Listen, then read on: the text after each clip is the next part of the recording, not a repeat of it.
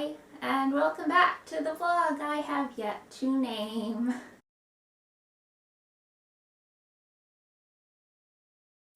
Today we're going to work on a set of Regency stays. In regards to terminology, I'll be calling these stays just because from my research it seems that this type of item was referred to as stays through the 17th, 18th, and early 19th century. And then when you get into the 19th century, that's when corset becomes sort of, well, at sometimes interchangeable and sometimes not. It was a bit of a jumble to read and research, and I just really wanted to know which word to use, so I'm just going to stick with stays. To put you more at ease when I talk historical stuff, I do have a PhD in 19th century literature, but that doesn't really translate to dressmaking. Obviously in 19th century literature, fashion is mentioned. One of the texts I'm using for research that's been super helpful is Hilary Davidson's Dress in the Age of Austen, Regency fashion. This is a surprise gift from my husband for Christmas because he somehow remembered I'd wanted to start making Regency dresses. So yay for him. This has been a very helpful text because not only does it give the history of the fashion, but it gives examples in Austen's work where fashion is mentioned, and I can relate on that level. So you can rest assured that if I've researched something, I've probably done it thoroughly, but we're all human, and part of research is collaborative work and feedback. So if I'm wrong about anything, please say so in the comments, or send me a message somehow. I don't know how that works on YouTube. We'll probably find out. I just wanted to mention that because the item we're working on today does derive from an extant garment. The pattern and videos that informed me were based off of an existing 19th century item. So I am kind of wading into historical accuracy slowly, but in no way am I claiming what I'm about to do is historical, however loosely based it is on historical items. I don't know if any of that made sense, but I guess that's for you to decide. To start, I had to make the pattern.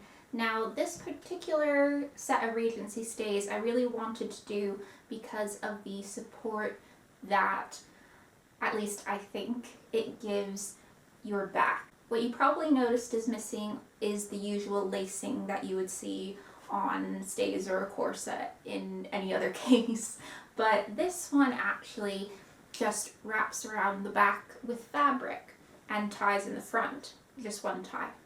Now this type of wrap corset had me interested because I think the pull of the fabric will actually help my posture.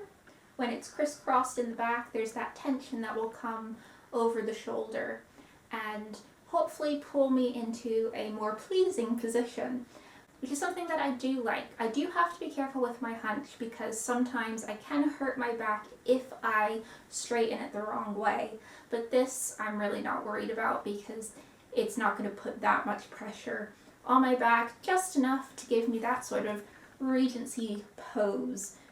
I'll still have a bit of a hump.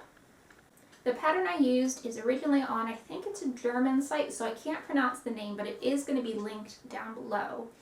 I also watched Alicia Estelle's video on her mock-up of the same corset pattern.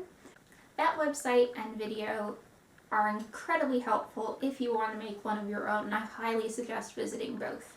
I did make the pattern off screen only because I wasn't quite certain how long it would take me or if I would even succeed at it, but I think I did.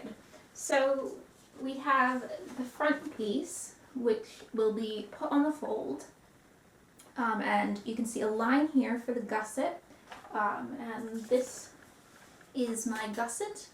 This is the back and wrap portion. So if I put up the images again of the corset we'll be making, you'll see that the only instances of boning are in the front down the middle. Now boning obviously is still available for dressmaking today, but because I'm on a budget, I'm going to go the budget route.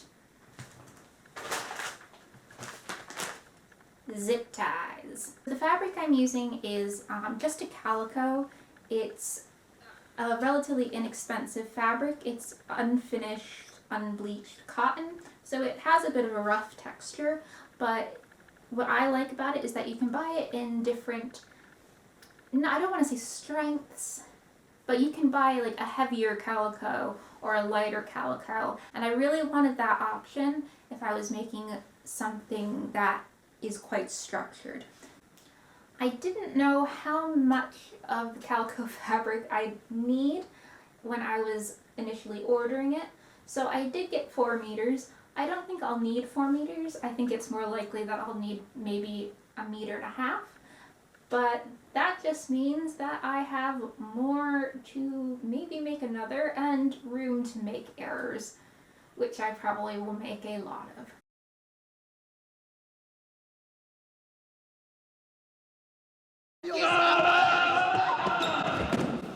Did you think your song and dance and your superstition would help you, Eli?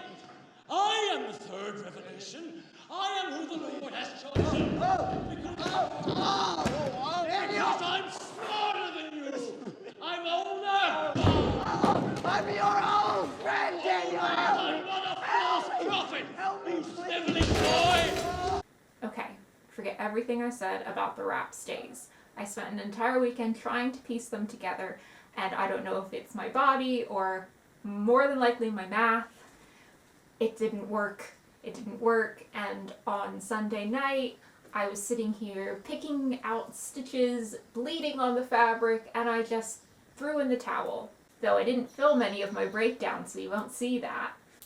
But I decided to take another stab at 19th century, early 19th century stays.